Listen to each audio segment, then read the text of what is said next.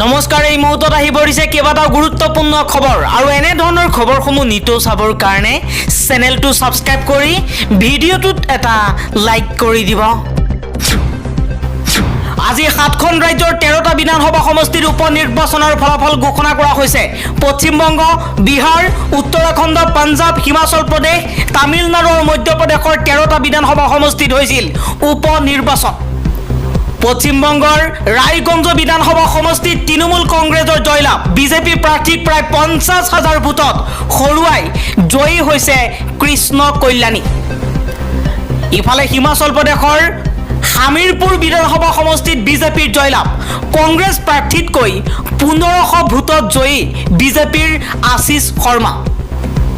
উপ নিৰ্বাচনত পঞ্জাবৰ জলন্ধৰ পশ্চিম সমষ্টিৰ পৰা আপৰ প্ৰাৰ্থী মহিন্দৰ ভগতৰ জয়লাভ। বাৰে বাৰে অহাৰ মুখ্যমন্ত্ৰী হিমন্ত বিশ্ব শৰ্মাৰ অসমীয়া ৰক্ষা কৱচ। কলেজতে নহয়, অসম লোকসেৱা আয়োগতো হিন্দী বলয়ৰ প্ৰাৰ্থীৰ চাকৰি। বাৰে বাৰে অহাৰ মুখ্যমন্ত্ৰী হিমন্ত বিশ্ব শৰ্মাৰ অসমীয়া ৰক্ষা কৱচ। হিমন্ত বিশ্ব শৰ্মাই বাৰম্বাৰ কয় জাতি মাতি ভেটি ৰক্ষাৰ কথা, কিন্তু অসমৰ চাকৰিৰ ক্ষেত্ৰত অসমীয়াৰ যি ৰক্ষা কৱচ সেয়াত এতিয়া অসাৰ হৈ পৰিছে হিমন্ত বিশ্ব শৰ্মা। কলেজতে নহয়, অসম লোকসেৱা আয়োগতো হিন্দী বলয়ৰ প্ৰাৰ্থীৰ চাকৰি। অসমীয়া জাতি সত্তাক ধ্বংস কৰিছে বিজেপিয়ে। এজেপিৰ নেতা জগদীশ ভূঞাই এইবাৰ এই মন্তব্য কৰিছে। আজি সংবাদমেল যোগে বিজেপিৰ বিৰুদ্ধে সৰব হৈ বিজেপিয়ে অসমীয়া জাতি সত্তাক ধ্বংস কৰাৰ অভিযোগ উত্থাপন কৰিছে অজাপ নেতা জগদীশ ভূঞাই। জম্মু কাশ্মীৰৰ উপ ৰাজ্যপালৰ ক্ষমতা বৃদ্ধি কেন্দ্ৰীয় চৰকাৰৰ। জম্মু কাশ্মীৰ পুনৰ্গঠন আইন 2019ৰ সংশোধিত 55 নম্বৰ ধাৰাৰ অধিসূচনা জাৰি। এই ধাৰাৰ অধীনতেই অধিক ক্ষমতা লাভ কৰিব উপ ৰাজ্যপালে। অনন্ত আম্বানী আৰু ৰাধিকা মাৰ্চেণ্টৰ বিবাহত ব্যয় 5,000 কোটি টকা। বৰ্তমান সময়ত সামাজিক মাধ্যমত চৰ্চা হৈ পৰিছে অনন্ত আম্বানী আৰু ৰাধিকা মাৰ্চেণ্টৰ বিবাহৰ খবৰে। বিপৰীতে ৱৰ্ল্ড ইন ইকুৱেলিটিৰ প্ৰতিবেদন অনুসৰি ভাৰতৰ 70 কোটি ভাৰতীয়ৰ মাহিলী আয় হৈছে 5,930 টকা। অসমৰ বিপদৰ সময়ত বিজেপি চৰকাৰ চুপচাপ, কিন্তু অসমৰ পৰা নিয়াৰ সময়ত তেওঁলোক আগৰ নোৱা। এবাৰ ডক্টৰ নগেন শইকীয়াই এই মন্তব্য কৰিছে বিজেপি চৰকাৰৰ বিৰুদ্ধে। দিল্লীৰ পৰা এটা পইচাও অসমৰ উন্নতিৰ কাৰণে আনিব নোৱাৰা চৰকাৰে অসমত ওলোৱা সকলো প্ৰকাৰৰ চাকৰি, আনকি স্কুল কলেজৰ শিক্ষকৰ পদবীটো হিন্দী ভাষী মানুহ আনি ভৰাই দিয়াৰ ব্যৱস্থা কৰিছে। হিমন্ত বিশ্ব শৰ্মাৰ চৰকাৰে জাতি মাতি ভেটিৰ কথা কয়, কিন্তু অসমীয়া জাতি সত্তাক ধ্বংস কৰিবলৈ উঠি পৰি লাগিছে অসম বিজেপি।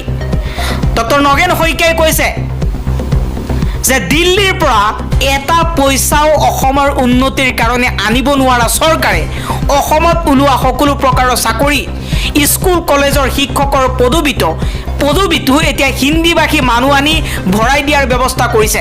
সেইবাবে অসমৰ বিপদৰ সময়ত বিজেপি চৰকাৰ চুপচাপ হৈ আছে, কিন্তু অসমৰ পৰা নিয়াৰ সময়ত তেওঁলোক আগৰণুৱা।